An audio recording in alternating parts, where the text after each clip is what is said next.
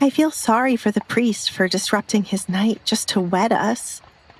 I wonder how many couples have visited him late in the night asking to be wed without their friends and family by their sides, Alisandre said, looking out the window as they passed by homes she was unfamiliar with.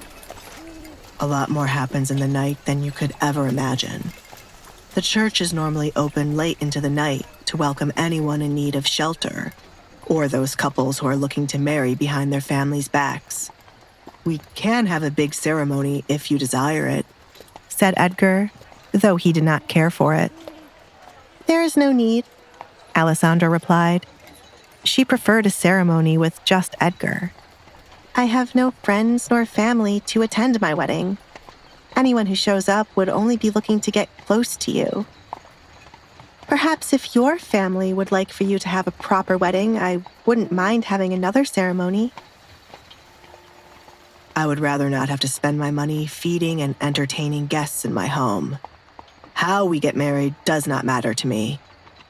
I thought every girl dreams of putting on a wedding dress and walking down the aisle. You would still get to dress up. We need our wedding portrait drawn to be hung up. Edgar made a mental note to look for one of the best artists in town tomorrow. I am not like other girls since I have never dreamt of getting married. It is just something I wanted to happen to get away from my family. For a long time, she did not believe there would be anyone wishing to marry her, so she didn't waste time planning a wedding. I thought a lot about painting, food I want to try, and places I wanted to visit. I have a long list of those things written down, she added. Pick one place you want to go, since we will have time to travel for our honeymoon. I have many homes across the kingdom we can stay in. We are close to the church. If we are lucky, there would be no one around to spread the news of our wedding before I make the announcement tomorrow. Edgar did not want anyone showing up at his home in the middle of the night trying to congratulate him. He wouldn't be surprised if the king sneaked out of the castle to confirm if the gossip was true. Alisandre also preferred their wedding news to stay quiet for the night. She had a lot to digest, and the last thing she wanted was for people she did not know to visit her and Edgar.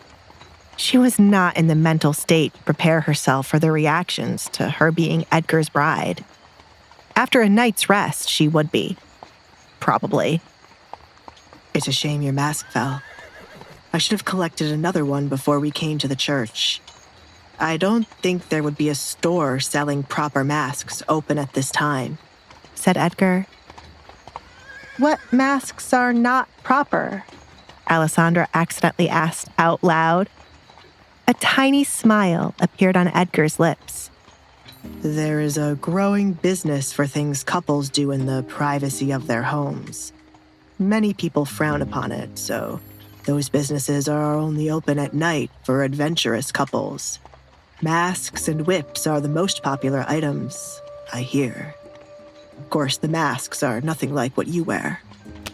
And how do you know about all of this? Alisandre could not help being curious.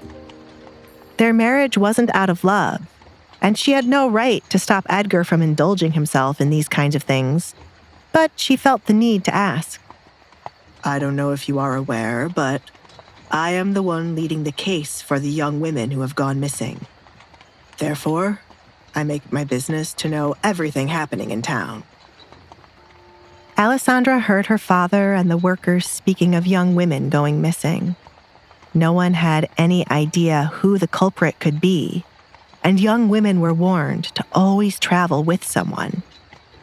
This might just be due to what happened a moment ago, but I would keep an eye on the man wanting to add me to his collection. There is something eerie about it. Smart girl, Edgar complimented her.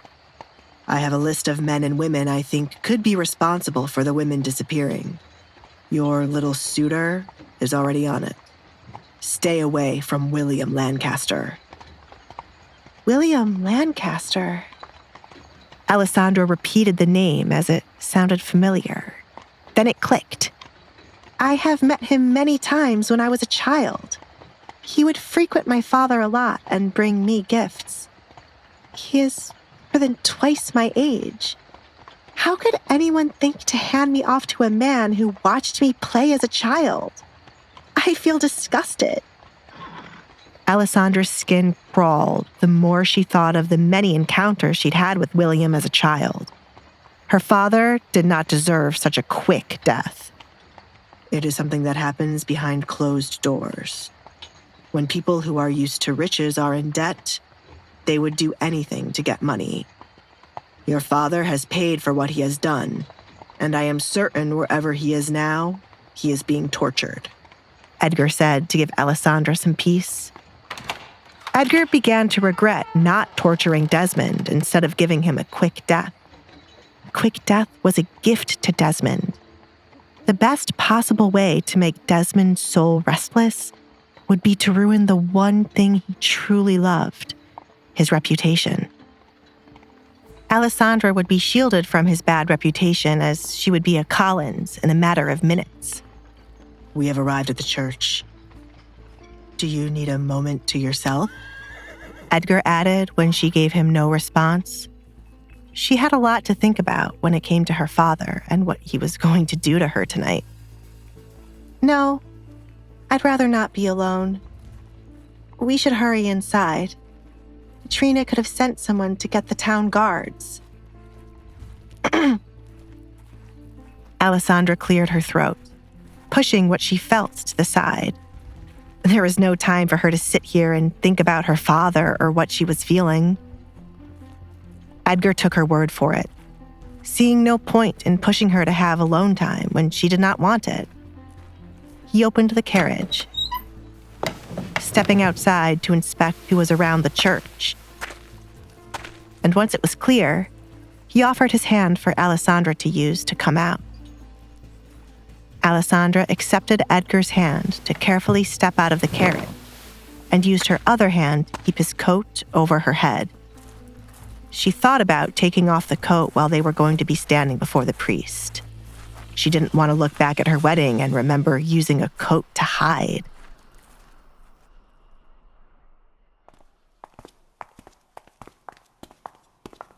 Alisandre couldn't help looking around every inch of the church, as it was her first visit in a long time. Her memory of the church was blurry, and there was nothing she could remember. Duke Collins. A man in a white robe greeted the pair at the church door. What do I owe for this visit? Whenever you visit the church, I am meant to prepare for a funeral. I hope that is not the case. Depending on how you act, there will be no need for a funeral tonight, Peter. Edgar greeted the priest. No blood must be spilled in the church, Edgar. You cannot do it again. Peter glared at Edgar. Edgar created havoc in the church when he stormed in to kill a man. That was your fault for hiding a man who committed murder. If you had brought him out as I requested, the church would not have been a mess. How awful of you to let such a thing happen. Edgar twisted the situation. Meanwhile, Alisandre was surprised to hear Edgar killed someone in a church. How many times was she going to be surprised by his actions the more she got to know him? Why are you here, Edgar?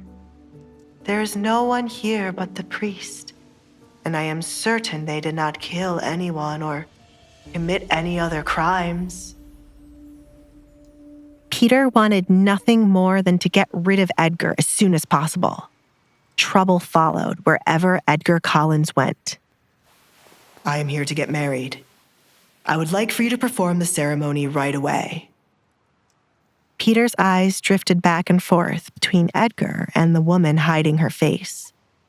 After a moment of silence, he started to laugh. However, when Edgar did not seem amused and the woman did not react to the joke Edgar told, Peter's laughter died down.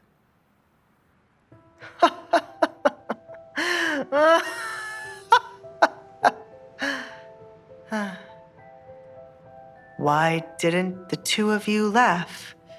Are you seriously here to get married? Do you think I would waste my time coming here for a joke? I don't like to waste my time, Peter. Can you do it? Or does there need to be a funeral and wedding performed by another priest? Do not forget that you owe me. Edgar said, reminding Peter of his knowledge about his past before he became a priest. Very well.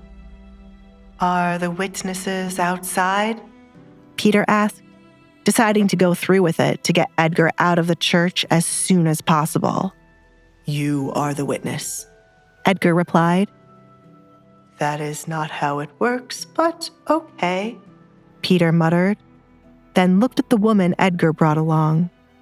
Why is she wearing a coat over her head? Is she someone important, or perhaps? Peter waved his hand around his face. Are you ashamed of her looks? My bad, he choked as Edgar's hand suddenly wrapped around his throat. What a strange priest, Alisandre thought to herself. One thing was for certain, her wedding night could never be forgotten.